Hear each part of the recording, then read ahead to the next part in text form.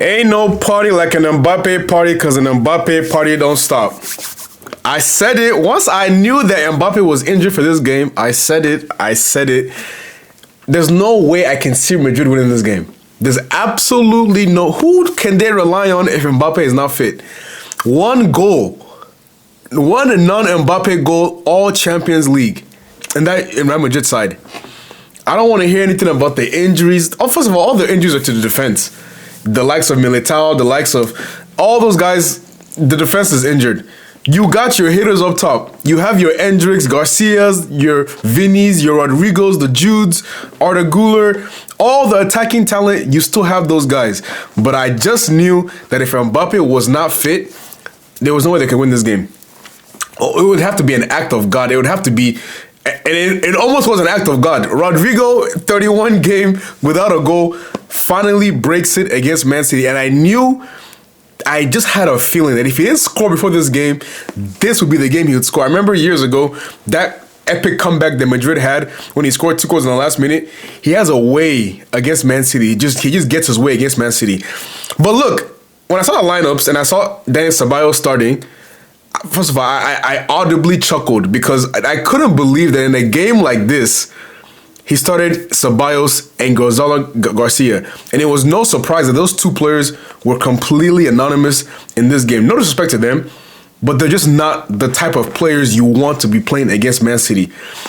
Arda Güler has to be starting that game for Ceballos.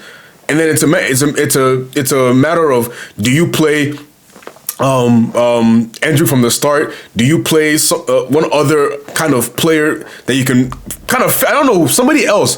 But Gonzalo Garcia was not the guy that I saw having an impact in this game. I was thinking, Mastantuono, could he come back into the squad? But then again, you've iced Mastantuono out from the squad for a while now. He hasn't played. I don't know if he's been injured all these games, but he hasn't played a lot of games. The recent games, Madrid games that I've watched. So you really had to choose between Mastantuono, Brahim Diaz, or Gonzalo Garcia. And I think Xabi Alonso chose the worst option of the three for the kind of play that he wanted to play, the counter-attacking style of play that you want to play. Brahim Diaz, Mastantuono would have been better for that option. Arda Güler from deep, being able to spray those passes to the runners would have been a better option.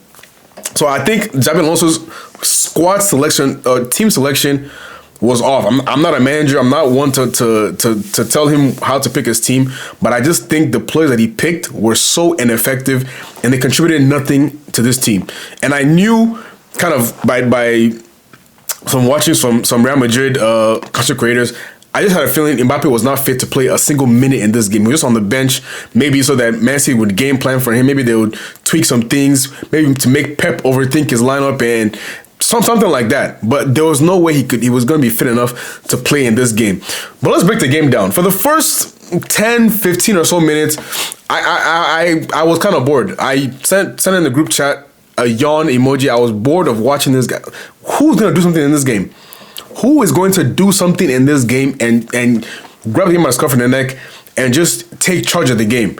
Nobody. It just seemed like nobody was interested in really pressing the issue or pushing for a goal or anything. It was like they've agreed to draw in the first 10 minutes of the game. And then what we needed was a goal. And what we needed, I think, was probably a Madrid goal to kind of wake City up. Haaland hadn't touched the ball basically the whole game. Turkey was meandering about, Foden hadn't done anything. Doku, I think after that goal, you saw Doku wake up and he just took charge of the game from that point on. But the goal was just a great goal. Bellingham driving from the midfield, finding a pass to Rodrigo, and Rodrigo his first 2 steps or his first 2 touches of a ball are so rapid and so quick. He's not like a blistering pace player, but his acceleration his bursts are so quick. He took the ball and he just burst past Nico Riley with 2 touches. It was an incredible display of athleticism and control on the ball, right? You might say Donnarumma could have saved the shot, but that's the kind of shots that you have to take against a guy like Donnarumma. Low and hard. He's too big. It's hard for him to get down to the ground, especially quickly. It's the perfect shot to beat a keeper like that. And that's exactly That's exactly what he did. It was a great strike. But then you saw Man City wake up from there.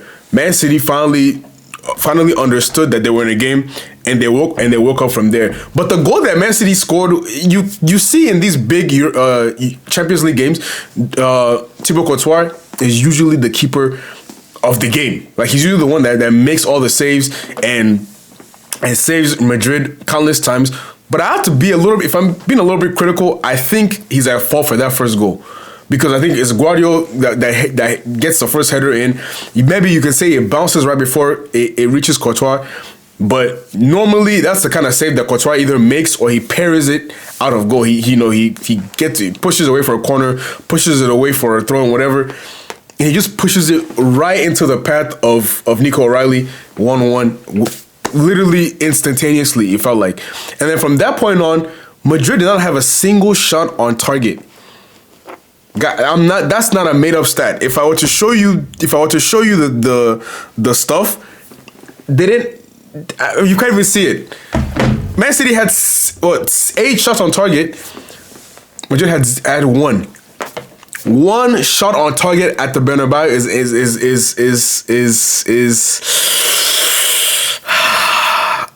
it's worse than embarrassing. It's bordering on disgraceful.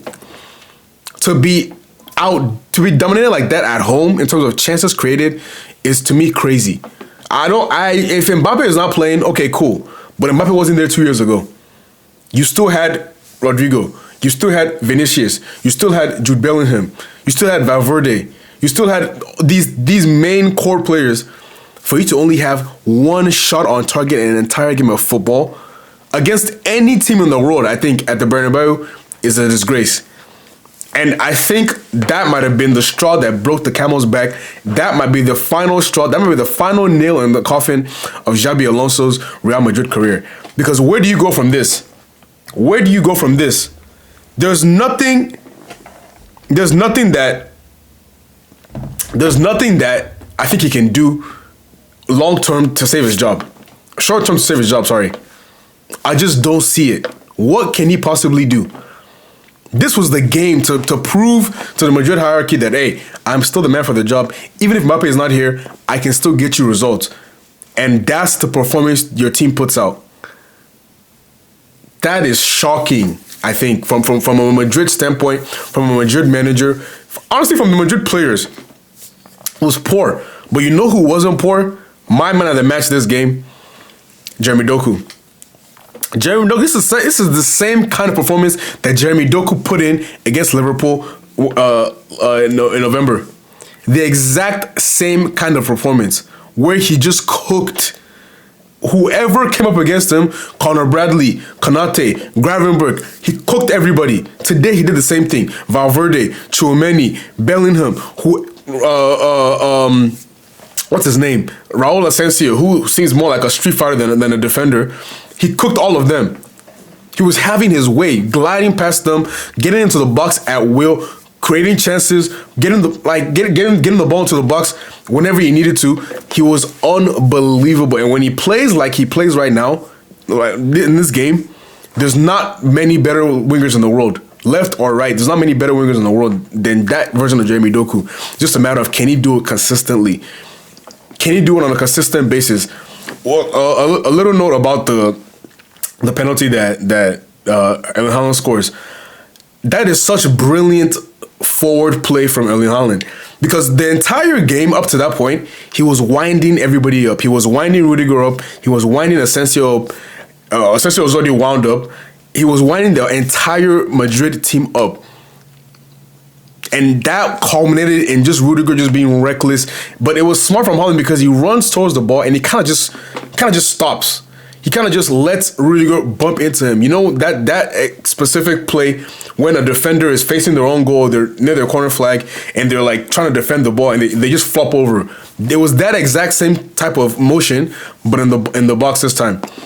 And the referee had no. I think he took one look at the VAR and get the penalty, and then Haaland's never gonna miss the penalty like that. So all the goals came in the first half, and then nothing really in the second half in terms of clear-cut chances, in terms of a spectacular play. It wasn't this wasn't the usual Man City Madrid game that we've seen over the last 10 or so years, last decade or so, especially in the last 5 years. This wasn't the same kind of game. This wasn't the games of KDB and Foden ripping long shots, Rodrigo last minute stunners, Benzema brilliance. It wasn't any of that.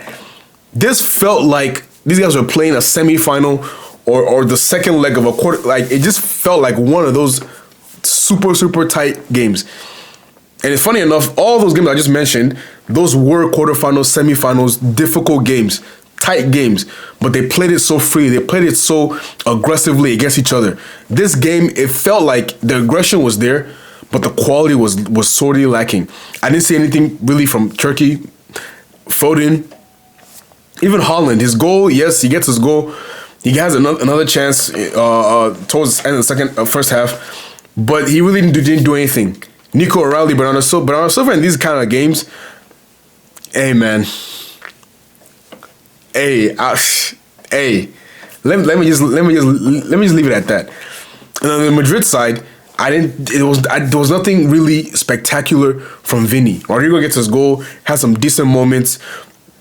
Bellingham had some decent moments, some good driving runs, some good motions into the box, but not really anything substantial to take home with. And then Gonzalo Garcia was poor. Valverde was like, it was just a lot of poor play. Only really salvaged by maybe you could say Nico O'Reilly, Rodrigo, and Jeremy Doku. Maybe the only 3 players on the pitch that really showed up and played a better than average game of football. And then some credit to Thibaut Courtois as well. But the goal that they conceded, the first goal, Nico O'Reilly's goal, such a poor goal to concede. Especially from a keeper of his quality, it's a poor goal to concede. But overall, where does this leave Real Madrid? Where does this leave Xabi Alonso? Because now I don't know if the tweet that I saw that said if he loses this game, he's out of the job. But there's just so much pressure on him now. Where does he go from here? So, interested to know what happens.